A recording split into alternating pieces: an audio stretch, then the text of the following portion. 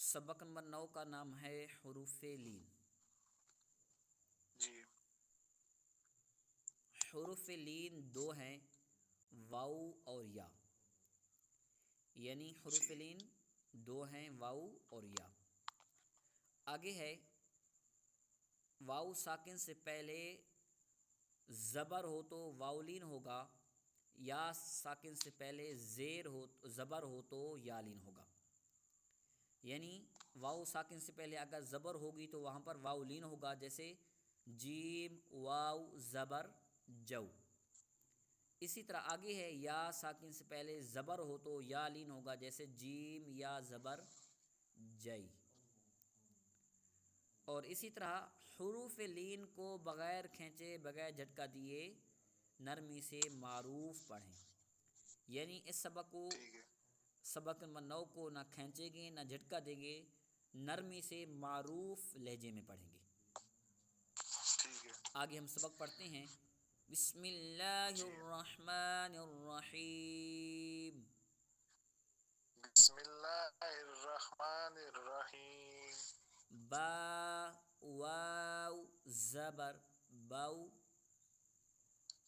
با واو زبر بو، با یا زبر بئی، با یا زبر بی، باؤ بئی، بو بی، تا واو زبر تو،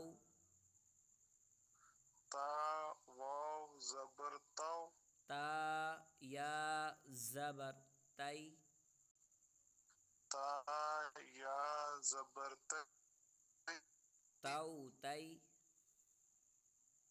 تو تی، ثا واو زبر ثو، سا واو زبر سو، ثا یا زبر ثی، سا یا زبر سی، ثو ثی، سو سی، جیم واو زبر جو، جیم واو زبر جو، جیم یا زبر جئی، جیم یا زبر جئی، جو جئی۔ جو جئی۔